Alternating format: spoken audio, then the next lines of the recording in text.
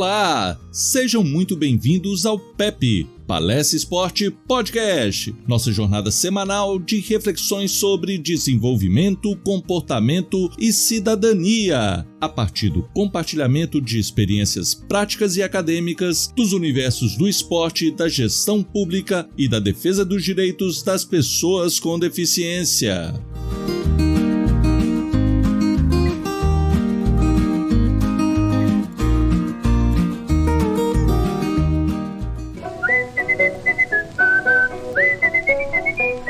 Está no ar o PEP, Palestra Esporte Podcast, com Luiz Villani.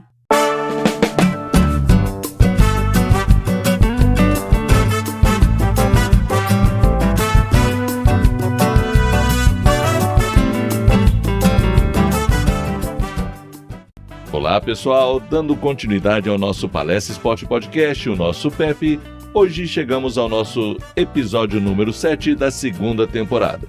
E a ideia hoje é dar continuidade ao que a gente iniciou falando sobre personalidade, mas hoje falaremos sobre o somatório de personalidades. Na realidade, vamos falar sobre como desenvolvemos equipes colaborativas. Ou seja, como que a gente soma todas as personalidades em um grupo e como isso interfere no alcance dos nossos objetivos.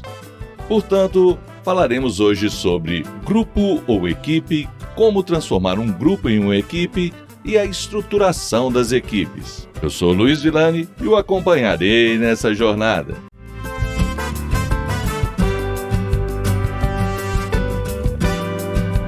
Muito bem, começamos então o nosso 7º episódio questionando sobre o que é um grupo ou uma equipe. Muitas pessoas utilizam o termo grupo como sinônimo de equipe, entretanto, na gestão, no esporte e em diversos outros campos de atuação, diferenciar esses dois conceitos é algo de extrema relevância para a promoção do sucesso em qualquer que seja a área.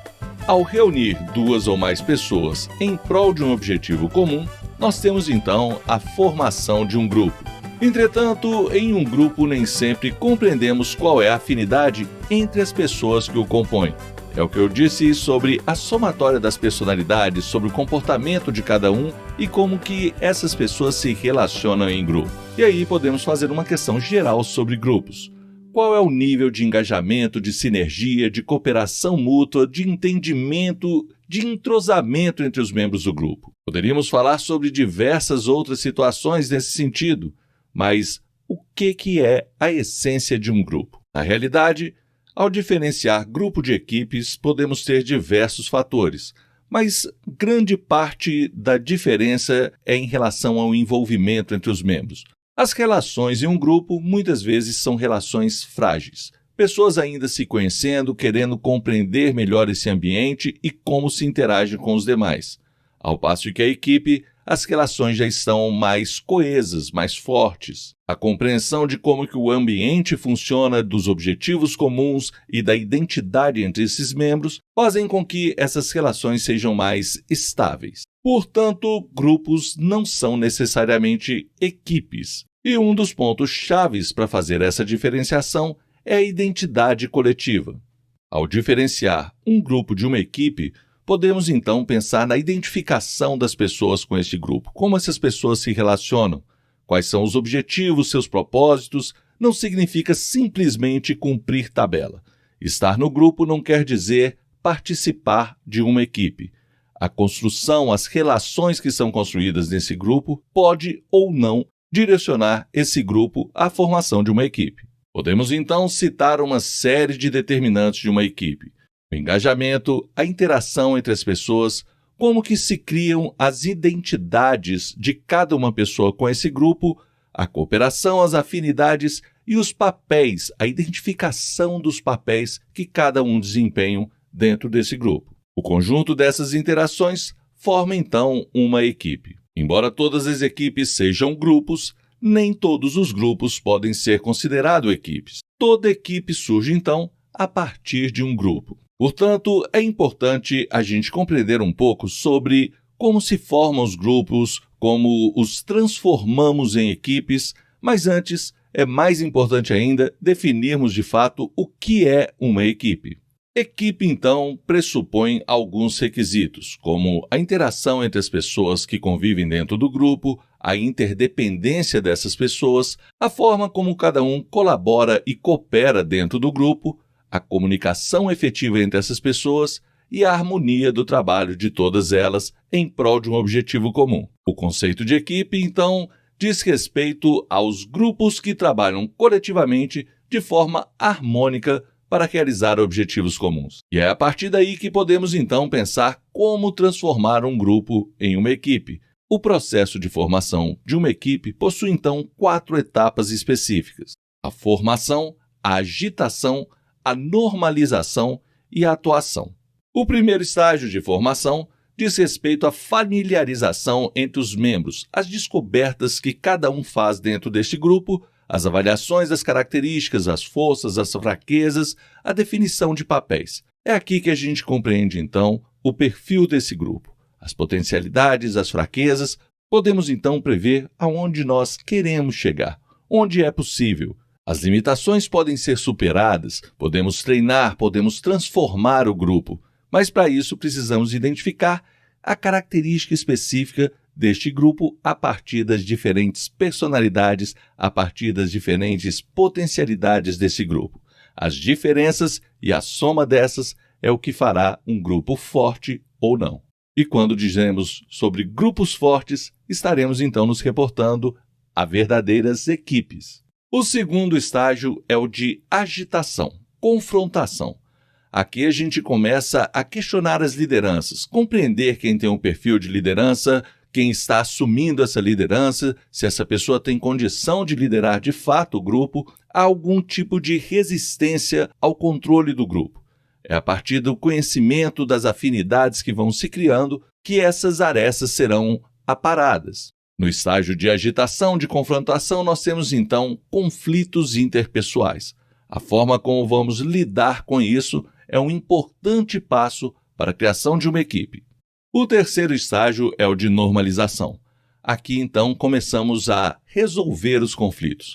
É a partir da normalização que nós vamos definir e reconhecer determinadas regras internas e, a partir daí, construir acordos de solidariedade e cooperação. É quando teremos a estabilização dos papéis de cada um dentro do grupo. E, por fim, o quarto estágio é o de atuação, onde temos a canalização das energias. Resolvemos, então, os problemas internos desse grupo. Na realidade, desatamos os nós que podem ter nesse grupo. O foco passa a ser, então, as realizações e passamos a ter uma intensificação do processo de cooperação. É aqui, então, que falamos sobre o agregar as diferentes personalidades, conhecer as características de cada um e como essas podem se complementar dentro desse processo. Vimos no episódio anterior sobre as características da personalidade, mas hoje vamos enfocar em como agregar essas personalidades, inclusive personalidades antagônicas, no processo de formação de equipes, pois é o conjunto dessas personalidades e suas interações que podem fazer uma equipe de sucesso ou não. Portanto, para se estruturar uma equipe, eu preciso conhecer bem as características do grupo, focar nas potencialidades ao invés de ficar pensando nas limitações. Claro que conhecer as limitações é importante para a gente desenvolvê-las e superá-las. Temos também que buscar as complementariedades, como que cada um pode complementar o outro e, a partir daí, estruturar forças que possam superar as nossas fraquezas. E, por fim, definir os papéis de cada um dos membros do grupo. Ao falar sobre o reconhecimento dos papéis nos grupos, quem que carrega o piano, nós teremos papéis formais e informais. Sobre os papéis formais, são aqueles ditados pela natureza e estrutura da própria organização. É onde nós temos a estrutura hierárquica e os diversos cargos que a compõem. Do ponto de vista do esporte, por exemplo, seriam as funções pré-determinadas de cada um dos membros do grupo. Essas funções, se pegarmos o exemplo do futebol, podem variar e a gente pode dispô-las de diferentes maneiras. É o que a gente chama de tática, os esquemas táticos de cada equipe. Com os mesmos membros, eu posso estruturar equipes com uma forma, um padrão de jogo diferente. Isso não é diferente nas organizações. Nós podemos aproveitar determinadas potencialidades de alguns membros do grupo a partir da sua versatilidade. Essa pessoa pode desempenhar diferentes funções, diferentes papéis em determinados momentos. E para isso, eu preciso compreender como que elas se interagem em cada situação e saber as variações que eu posso lançar mão quando necessário para estruturar cada vez melhor a equipe a partir das diferenças e potencialidades. Sobre os papéis informais, eles surgem a partir da interação dos membros do grupo. É quando nós começamos a nos conhecer todos os membros, as características, enfim.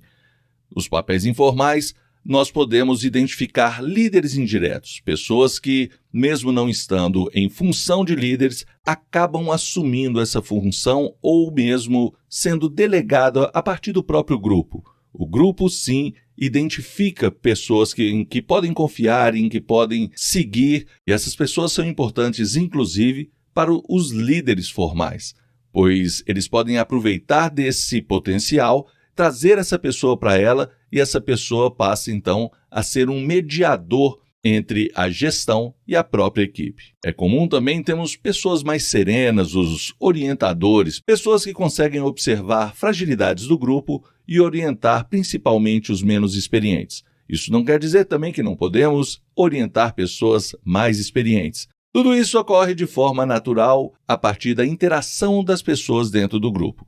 Da mesma forma, surgem pessoas que têm um perfil de motivar o grupo, os motivadores.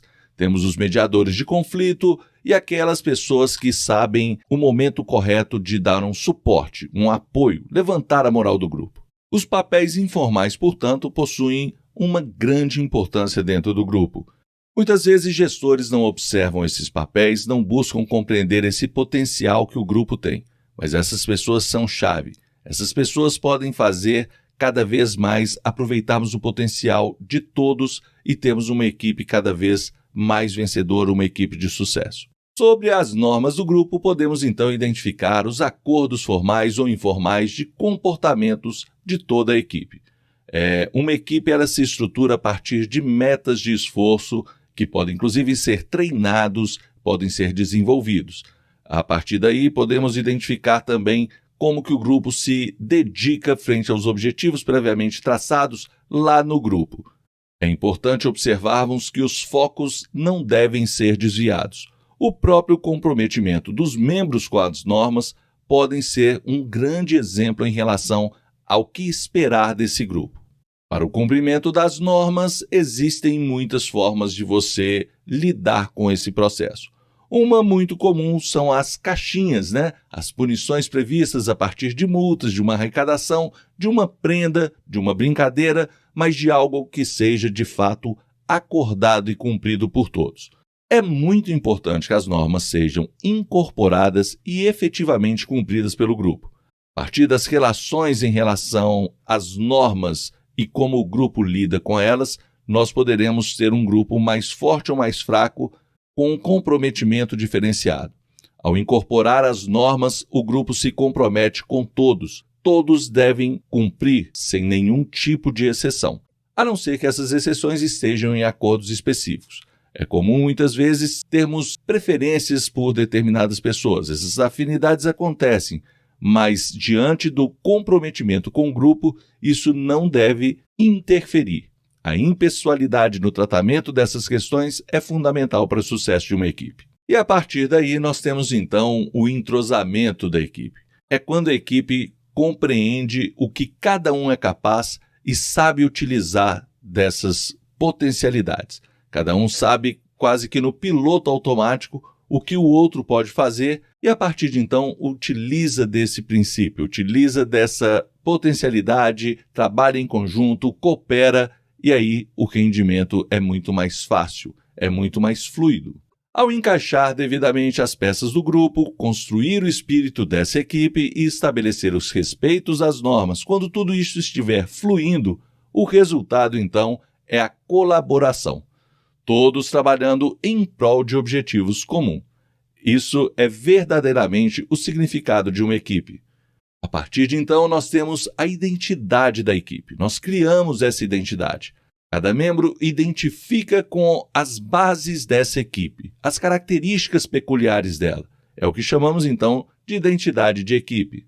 Infelizmente, nem tudo é uma maravilha só, né? Nós não conseguimos manter essa equipe focada por muito tempo.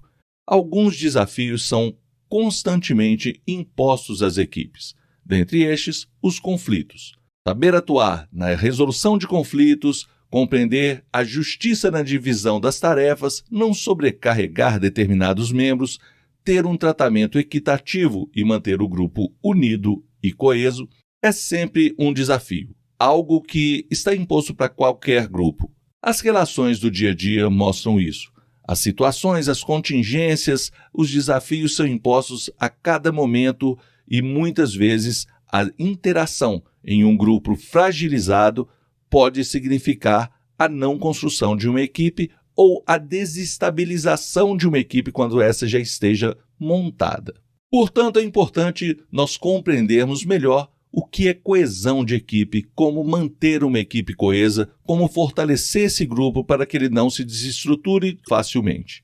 Iremos então focar no próximo episódio na coesão de grupo, em compreender melhor a relação entre coesão e desempenho. Espero que vocês tenham gostado do nosso episódio. Continue nos seguindo, estamos com um canal no YouTube e nos agregadores de podcast. Mantenha um contato, inscreva-se em nosso canal do YouTube, porque nós temos uma experiência um pouco diferente.